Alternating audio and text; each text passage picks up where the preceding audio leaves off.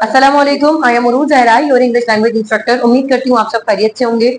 आज की इस वीडियो में कुछ वोकैबुलरी की तरफ हम आ रहे हैं और ये वोकैबुलरी मैं आपको समझाऊंगी।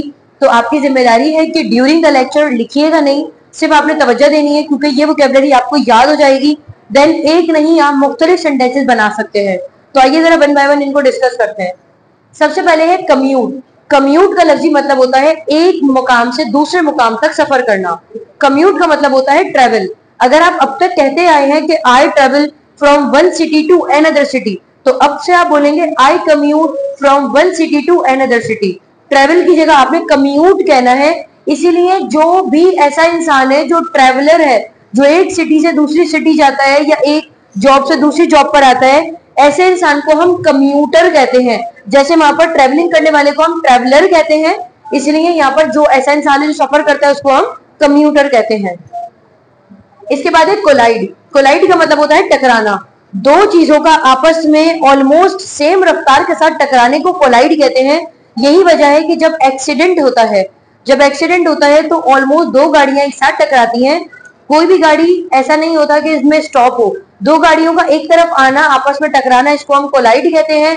यही कोलाइड हम केमिस्ट्री में भी डिस्कस करते हुए आए हैं। वहां पर भी कोलिजन होता है, मुख्तलिफ गैसेस आपस में टकराती हैं, तो इसको हम कोलाइड कहते हैं। अगर मैं कहूं कि दो गाड़ियां आपस में टकरा गई, the two vehicles collided with each other, तो पास्ट की बात हो गई। आगे चलते हैं कम आउट। कम आउट का मतलब होता है जाहिर करना। कम आउट रिजल्ट को भी कहते हैं।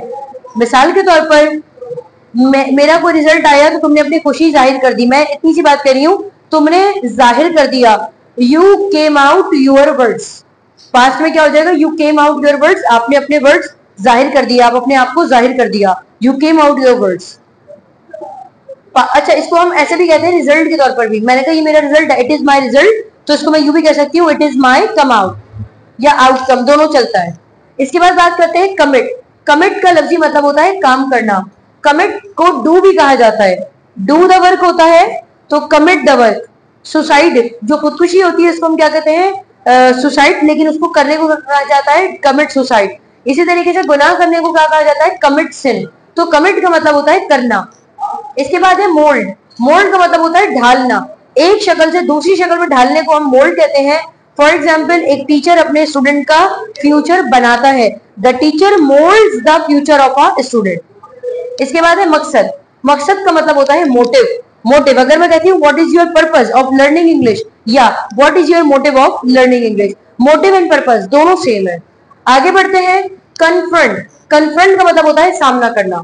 अगर मैं आपसे कहती हूँ यू नीड टू कन्फ्रंट मी, आपको मेरा सामना करने की जरूरत है, इसको मैं फेस भी कह सकती हूँ, you need to face me, आपको मेरा सामना करने की जरूरत है। नैरोली कहते हैं मुश्किल से। अगर मैं कहूँ कि मैंने अपना असाइनमेंट जमा कर दिया, पास्ट है, तो क्या हो जाएगा? I submitted my assignment. मुश्किल से किया है, I submitted my assignment narrowly. I submitted my assignment narrowly का मतलब क्या हो जाएगा? कि मैंने बहुत मुश्किल से अपना असाइनमेंट जमा किया। इसके बाद है नैप। नैप का मतलब होता है झपकी लेना। दोपहर में या शाम में थोड़ी देर को सो जाना स्लीप नहीं कहलाता, नैप कहलाता है। अगर आप अब तक कहते हुए आए हैं कि आई स्लीप इन आफ्टरनून, तो गलत होगा। आपने कहना चाहिए I take nap in afternoon. Take nap का मतलब होता है झपकी लेना, या simple I nap in afternoon. इसके बाद है नोशन। NOTION, notion. नोशन का मतलब होता है कोई नया ख्याल, कोई नया आइडिया। अगर मैं कहूँ this is a great idea, तो आइडिया की जगह अगर आप कहेंगे this is a great notion, तो इसका मतलब भी क्या होगा? कोई नया idea.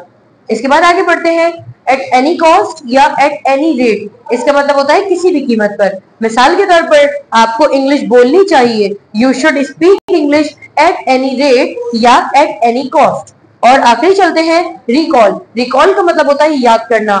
You don't need to recall your past, आपको अपना माजी याद करने की जरूरत नहीं है। या why are you recalling your past, आप अपना माजी क्यों याद कर रहे हो। उम्मीद करती हूँ ये वोकैबुलरी आपको समझ आई है। अगर आपका कोई सवाल है तो कमेंट सेक्शन में पूछ सकते हैं। इसके साथ ही मुझे इजाजत दीजिए, आपसे दोबारा मुलाकात होगी एक नई वीडियो में। तब तक के लिए अपना बहुत ख्याल रखिएगा। अल्लाह हाफ़िज़।